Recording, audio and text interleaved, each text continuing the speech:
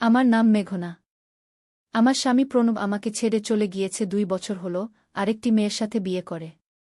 আমি প্রণবের প্রথম স্ত্রী। আমাদের একটি মেয়ে আছে, তন্দ্রা, যার বয়স এখন 5। প্রণব আমাদের ছেড়ে চলে যাওয়ার পর আমি তার বাবার বাড়িতেই থেকে গিয়েছি। আমার শ্বশুর মহেশ্বর আমাকে থাকতে দিয়েছেন, তিনি জানেন আমার কোথাও যাওয়ার নেই। আমরা থাকি তামিলনাড়ুর কন্যাকুমারী শহরে, সমুদ্রের কাছে। আমার শ্বশুরের একটা ছোট্ট দোকান আছে সেখানে। আমার বয়স 30। প্রণব আর আমি বিয়ে করেছিলাম যখন আমার বয়স ছিল মাত্র 20। প্রণব ছিল তার বাবার একমাত্র ছেলে। মহেশ্বরের বয়স এখন 60। তার স্ত্রী মারা গিয়েছেন অনেক আগে। গতকাল রাতে মহেশ্বর আমার ঘরে এসেছিলেন। তন্দ্রা ঘুমিয়ে পড়েছিল। আমি বিছানায় বসে একটা বই পড়ছিলাম। মহেশ্বর এসে আমার পাশে বসলেন। মেঘনা, আমি তোমাকে একটা কথা বলতে চাই, তিনি বললেন। বলুন বাবা, আমি বললাম। আমি তাকে বাবা বলে ডাকতাম। তুমি জানো প্রণব তোমাকে ছেড়ে চলে গিয়েছে। সে একটা নীচ লোক। আমি তাকে আর আমার ছেলে বলে স্বীকার করি না। কিন্তু তুমি আমার বৌমা, আমার ছেলের স্ত্রী। তুমি আমার বাড়িতে থাকবে, এটাই আমি চাই। আমি মাথা নেড়ে সম্মতি জানালাম। হ্যাঁ বাবা, আমি আপনার বাড়িতেই থাকব। আপনিই আমার একমাত্র আশ্রয়। মহেশ্বর হঠাৎ আমার হাত ধরলেন। মেঘনা, আমি আর একটা কথা বলতে চাই। আমি তোমাকে বিয়ে করতে চাই। আমি অবাক হয়ে তার দিকে তাকালাম। বাবা, এটা কি বলছেন? আমি আপনার বৌমা। মহেশ্বর আমার হাত ধরেছিলেন। মেঘনা, তুমি কি বুঝতে পারছ না? প্রণব তোমাকে ছেড়ে গিয়েছে। তুমি এখন আর তার স্ত্রী নও। আমরা বিয়ে করতে পারি। তুমি আমার ঘরের বউ হয়ে থাকবে। তন্দ্রাও সুখে থাকবে। আমিও একা নই, তুমিও একা নও। আমি হাত ছাড়িয়ে নিলাম। আমার শরীর কাঁপছিল। না বাবা, এটা ঠিক নয়। আমি আপনার বৌমা। এভাবে ভাববেন না। মহেশ্বরের চোখে রাগ ফুটে উঠল। তুমি বুঝতে পারছ না মেঘনা। তুমি আমার বাড়িতে থাকছ। আমি তোমাকে খাওয়াচ্ছি, পড়াচ্ছি। তুমি আমার কথা শুনবে না? বাবা, আমি আপনার ছেলের স্ত্রী। আপনি আমার বাবার মতো। প্লিজ এমন কথা বলবেন না। আমি ওনার দিক থেকে সরে গেলাম। মেঘনা, তোমাকে একটু সময় দিচ্ছি ভাবার জন্য। কাল আমি আবার আসব। এই বলে মহেশ্বর ঘর থেকে বেরিয়ে গেলেন। আমি সারা রাত ঘুমাতে পারিনি। মাঝরাতে আমি জানালা দিয়ে বাইরে তাকালাম। সমুদ্রের পাশের এই শহরটি এখন নিস্তব্ধ। আমি কোথায় যাব? আমার কোনো টাকা নেই, কোনো চাকরি নেই। আমার বাবা মা মারা গিয়েছেন অনেক আগে। আমার একমাত্র সম্বল আমার মেয়ে তন্দ্রা। পরদিন সকালে আমি সিদ্ধান্ত নিলাম। আমাকে পালাতে হবে এই বাড়ি থেকে। কিন্তু কোথায় যাব? আমার মনে পড়ল, আমার এক দূর সম্পর্কের মাসি থাকেন চেন্নাইতে। তিনি আমাকে একবার বলেছিলেন যদি কোনো দরকার হয় ওনার কাছে যেতে। আমি কয়েক বছর ধরে ওনার সাথে যোগাযোগ করিনি। ওনার নাম অঞ্জলি। আমি ওনার ফোন নাম্বার খুঁজতে লাগলাম আমার পুরানো ডায়েরিতে। দুপুরে মহেশ্বর দোকানে গেলেন। আমি দ্রুত কিছু জিনিসপত্র নিয়ে একটা ব্যাগে ভরলাম। তন্দ্রাকে স্কুল থেকে আনার জন্য আমি বেরিয়ে পড়লাম। কিন্তু যাওয়ার আগে আমি মহেশ্বরের ঘরে ঢুকলাম। আমার মনে হলো একটু টাকা নিয়ে যাই। না হলে আমি অঞ্জলি মাসির বাড়ি পর্যন্ত যেতে পারব না। আমি মহেশ্বরের আলমারি খুললাম। সেখানে একটা ছোট্ট বাক্স ছিল। বাক্সটা খুলতেই আমি অবাক হয়ে গেলাম। বাক্সের মধ্যে অনেক টাকা ছিল। এত টাকা কোথা থেকে এলো? মহেশ্বরের ছোট্ট দোকান থেকে এত টাকা আসে না। আমি একটু টাকা নিয়ে নিলাম, যতটুকু আমার দরকার চেন্নাই যাওয়ার জন্য। কিন্তু বাক্সের নিচে আমি আরও কিছু দেখলাম। একটা ছবি। ছবিটা তুলে আমি একবারে স্তম্ভিত হয়ে গেলাম। এটা আমার শাশুড়ি, মহেশ্বরের স্ত্রী সাবিত্রীর ছবি। সাবিত্রী মারা গিয়েছিলেন অনেক আগে, প্রণবের জন্মের কিছুদিন পরেই। কিন্তু ছবিটা খুব পুরানো ছিল না। এই ছবিতে সাবিত্রীর পাশে দাঁড়িয়ে আছে একটি ছোট ছেলে। ছেলেটা প্রণব নয়। প্রণব কে? আমি আরও ভালো করে দেখলাম। ছবির পিছনে একটা তারিখ লেখা ছিল, 1995। কিন্তু প্রণবের জন্ম 1988 সালে। তাহলে এই ছেলেটা কে? আমি ছবিটা ব্যাগে রাখলাম। আমি আরও ঘাটাঘাটি করতে লাগলাম। আলমারির পিছনে একটা গোপন জায়গা পেলাম। সেখানে আরও কিছু কাগজপত্র ছিল। একটা চিঠি যা সাবিত্রী লিখেছিলেন মহেশ্বরকে। চিঠিতে লেখা ছিল, আমি জানি তুমি আমাকে কি করেছ। আমি সব জানি। তুমি ভেবেছ আমি কিছুই জানি না, কিন্তু আমি জানি তুমি সেই ছেলেটাকে কোথায় রেখেছ। আমি একদিন তাকে নিয়ে চলে যাব। এই চিঠি কবে লেখা হয়েছিল? তারিখ দেখলাম 1992। সাবিত্রী তো মারা গিয়েছিলেন 1990 সালে, প্রণবের জন্মের 2 বছর পর। তাহলে এই চিঠি কে লিখেছে? সাবিত্রী বেঁচে আছেন? আমার মাথা ঘুরতে লাগল। আমি সব কাগজপত্র আমার ব্যাগে ভরে নিলাম। আমি এখনই বের হওয়ার জন্য মোড়লাম, এমন সময় দরজার শব্দ হল। কে এলো? মহেশ্বর কি ফিরে এসেছেন? আমি দরজার দিকে তাকালাম। না, মহেশ্বর নয়। একজন অচেনা মহিলা দাঁড়িয়ে আছেন। তিনি বয়স্ক, 60-এর উপর বয়স হবে। তিনি আমার দিকে তাকিয়ে বললেন, তুমি মেঘনা? আমি অবাক হয়ে গেলাম। হ্যাঁ, আমি মেঘনা। আপনি কে? মহিলাটি একটু হাসলেন। আমি সাবিত্রী। আমি যেন বিদ্যুৎ স্পর্শে চমকে উঠলাম। সাবিত্রী? কিন্তু আপনি তো মারা গিয়েছেন। না মেঘনা, আমি মারা যাইনি। মহেশ্বর সবাইকে বলেছে আমি মারা গিয়েছি। কিন্তু আমি বেঁচে আছি। আমি এসেছি আমার ছেলেকে নিতে। আপনার ছেলে? প্রণব? না, প্রণব আমার ছেলে নয়। প্রণব হল মহেশ্বরের আরেক স্ত্রীর ছেলে। আমি যখন জানতে পারলাম মহেশ্বরের আরেক স্ত্রী আছে, আমি চলে যাই।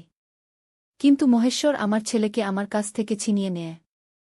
আমি অনেক বছর ধরে খুঁজছি আমার ছেলেকে। আমি কিছু বুঝতে পারছিলাম না। আপনার ছেলেকে? কোথায়? আমার ছেলের নাম অনির্বাণ। সে এখন প্রায় 30 বছর বয়সী। মহেশ্বর তাকে লুকিয়ে রেখেছে। আমি মনে মনে হিসাব করে দেখলাম। অনির্বাণের বয়স 30, আর আমার স্বামী প্রণবের বয়স 27। তাহলে কি প্রণব মহেশ্বরের আরেক স্ত্রীর ছেলে? এবং অনির্বাণ কোথায়? আমি বহু বছর ধরে খুঁজে বেড়াচ্ছি। আমি শুনেছি মহেশ্বর এখানে থাকে। আমি আসলাম তোমার সাথে কথা বলতে। কারণ আমি জানি তুমিও একজন শিকার মহেশ্বরের। আমি? আমি কিসের শিকার? মহেশ্বর কি তোমাকে বিয়ে করতে চেয়েছে? আমি আঁতকে উঠলাম। আপনি কি করে জানলেন? কারণ মহেশ্বর এমনই। সে যাকে দেখে তাকেই বিয়ে করতে চায়। সে তোমার স্বামী প্রণবকে দূরে সরিয়েছে যাতে তোমাকে বিয়ে করতে পারে। প্রণব? প্রণব আমাকে ছেড়ে চলে গিয়েছে। না মেঘনা, প্রণব তোমাকে ছেড়ে যায়নি। মহেশ্বর তাকে জোর করে পাঠিয়েছে। হয়তো ভয় দেখিয়েছে বা টাকা দিয়েছে। আমি বিশ্বাস করতে পারছিলাম না। কিন্তু প্রণব আরেকটি মেয়েকে বিয়ে করেছে। সেটাও মহেশ্বরের চক্রান্ত। মহেশ্বর চায় না তুমি প্রণবের কাছে ফিরে যাও। সে তোমাকে নিজের করতে চায়। আমার মনে পড়ল প্রণব যাওয়ার আগে কেমন অদ্ভুত আচরণ করছিল। সে খুব চিন্তিত ছিল, কাউকে কিছু বলছিল না। একদিন রাতে আমি তাকে কাঁদতে দেখেছিলাম। পরের দিন সকালে সে চলে গিয়েছিল। কিন্তু আপনি কি করে জানেন এসব? আমি অনেক বছর ধরে মহেশ্বরকে খুঁজছি। আমি জানি সে কেমন মানুষ। সে আমার ছেলেকে লুকিয়ে রেখেছে যাতে আমি তাকে না পাই। আমি খুঁজতে খুঁজতে এখানে এসেছি। আমি ব্যাগ থেকে ছবিটা বের করলাম। এই ছবিটা কি আপনার? সাবিত্রী ছবিটা দেখে চোখে জল এনে ফেললেন। হ্যাঁ, এটা আমি আর আমার ছেলে অনির্বাণ। এটা অনেক বছর আগে তোলা। আমি যখন তাকে একবার দেখতে পেয়েছিলাম তখন এই ছবিটা তুলেছিলাম। কিন্তু তারপর আবার মহেশ্বর তাকে লুকিয়ে ফেলেছে। আপনি কি জানেন অনির্বাণ কোথায়? না, আমি জানি না। আমি শুধু জানি সে এখনও বেঁচে আছে। আর মহেশ্বর জানে সে কোথায়। আমি মহেশ্বরের আলমারি থেকে পাওয়া কাগজপত্র সাবিত্রীকে দেখালাম। সেখানে একটা ঠিকানা ছিল। এটা কি অনির্বাণের ঠিকানা হতে পারে? সাবিত্রী ঠিকানাটা দেখলেন। হতে পারে। এটা চেন্নাইয়ের একটা ঠিকানা। আমরা যেতে পারি দেখতে। আমি তখনই সিদ্ধান্ত নিলাম। আমি আপনার সাথে যাব। আমার মেয়ে তন্দ্রাকে স্কুল থেকে নিয়ে আসি। আমরা এখনই চেন্নাই যাব। সাবিত্রী মাথা নাড়লেন। না মেঘনা, তুমি একা যাও। আমি এখানে থাকব। মহেশ্বর ফিরে এলে আমি তার সাথে মুখোমুখি হব। আমি তাকে জিজ্ঞেস করব সে আমার ছেলেকে কোথায় লুকিয়ে রেখেছে। কিন্তু আপনি একা মহেশ্বরের মুখোমুখি হবেন? সে খারাপ কিছু করতে পারে গু। না মেঘনা, আমি ভয় পাই না। আমি অনেক বছর ধরে এই দিনের জন্য অপেক্ষা করছি। তুমি যাও, অনির্বাণকে খুঁজে বের করো। তারপর আমাদের জানাও। আমি দ্রুত তন্দ্রাকে স্কুল থেকে নিয়ে এলাম। সাবিত্রী আমাদের বাস স্টপ পর্যন্ত এগিয়ে দিলেন। আমরা চেন্নাইয়ের বাসে উঠে পড়লাম। বাসে যেতে যেতে আমি ভাবছিলাম, এই ঠিকানায় কি সত্যিই অনির্বাণকে পাব? আর প্রণব কোথায়? সে কি সত্যিই আরেকটি মেয়েকে বিয়ে করেছে? নাকি সেটাও মহেশ্বরের মিথ্যা? আমরা সন্ধ্যায় চেন্নাই পৌঁছালাম। আমি ঠিকানাটা খুঁজে বের করলাম। এটা শহরের একটা ভালো এলাকায়। একটা সুন্দর বাড়ি। আমি দরজায় নক করলাম। দরজা খুলল একজন মহিলা। তিনি প্রায় আমার বয়সী। তিনি আমাকে জিজ্ঞেস করলেন, আপনি কাকে চান? আমি অনির্বাণকে খুঁজছি গু। মহিলাটি একটু অবাক হলেন। অনির্বাণ? তিনি তো এখানে থাকেন না। তিনি এই বাড়ির আগের মালিক ছিলেন। তিনি 2 বছর আগে চলে গিয়েছেন গ। আমার মন খারাপ হয়ে গেল।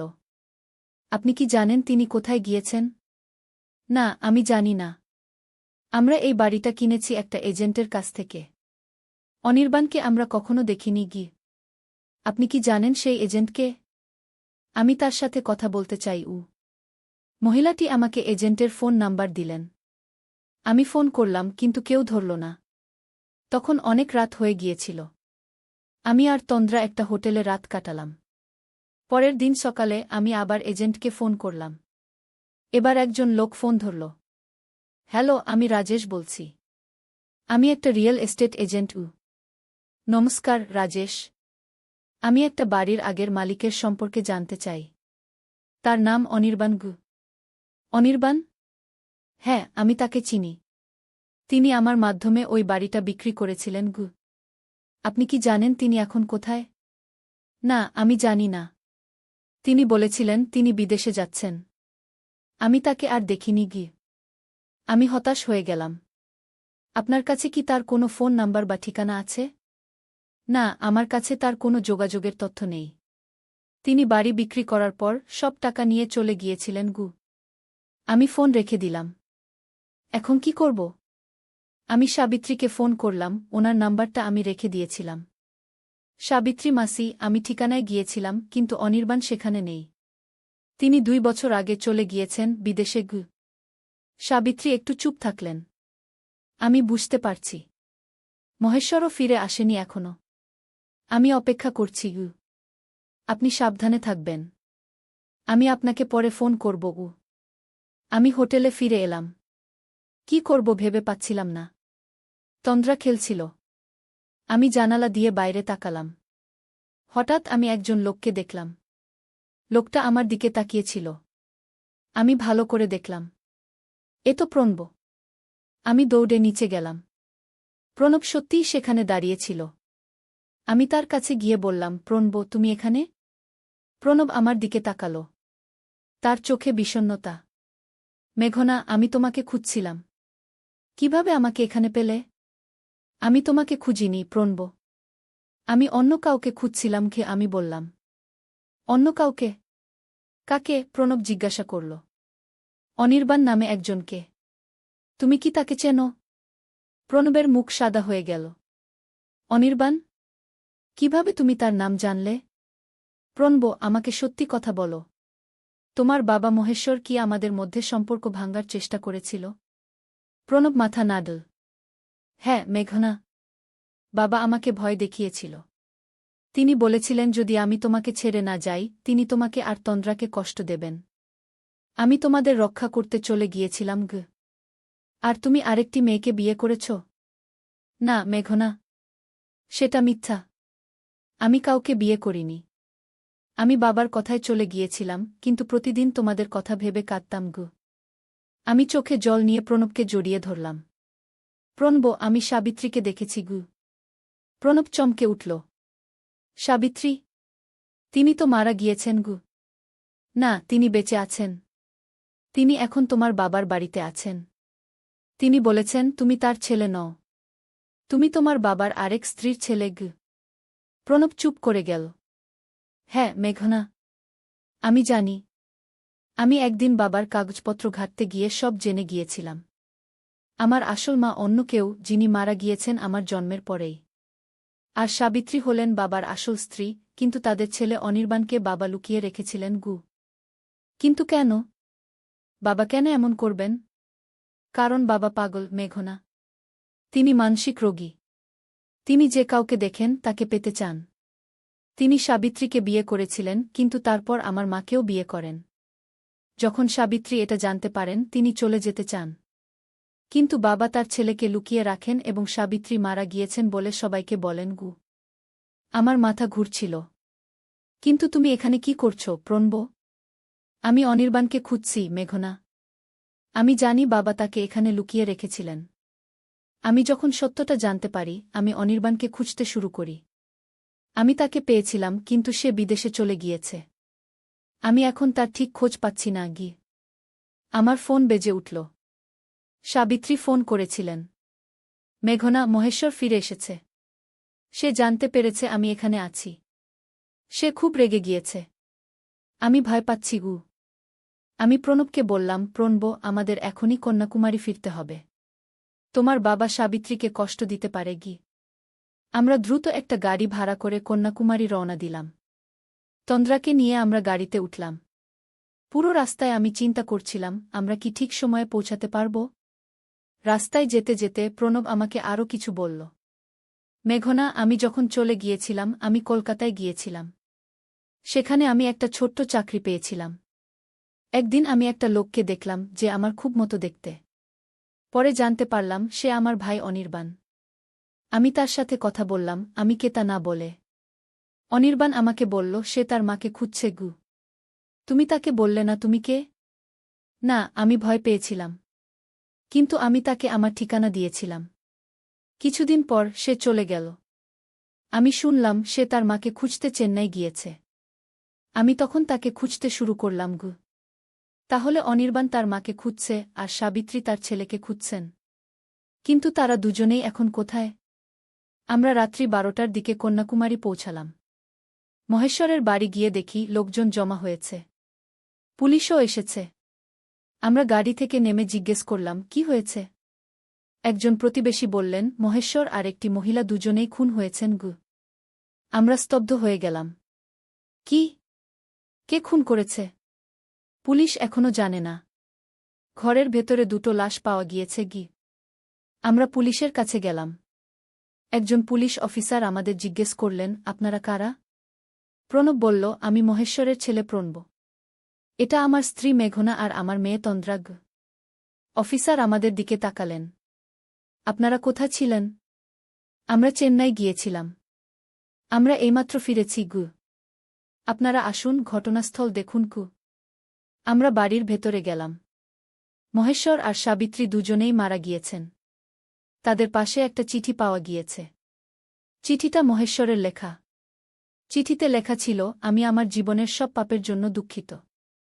আমি সাবিত্রীকে কষ্ট দিয়েছি, আমি অনির্বাণকে লুকিয়ে রেখেছি, আমি প্রণবকে বাধ্য করেছি মেঘনাকে ছেড়ে যেতে। আমি আর বেঁচে থাকতে চাই না। আমি সাবিত্রীকে মেরেছি এবং এখন আমি নিজেকেও মারছি উ। আমরা চিঠিটা পড়ে কেঁদে ফেললাম। এত নৃশংস, এত ভয়ঙ্কর। মহেশ্বর তার জীবনে এত ক্ষতি করেছেন। প্রণব আমাকে জড়িয়ে ধরল। মেঘনা, এবার আমরা আবার একসাথে থাকব। আমি আর কখনো তোমাকে ছেড়ে যাব না গি। আমি মাথা নাড়লাম। হ্যাঁ, প্রণব। কিন্তু অনির্বাণ? তাকে কি খুঁজে বের করা যাবে? প্রণব বলল, আমরা চেষ্টা করব।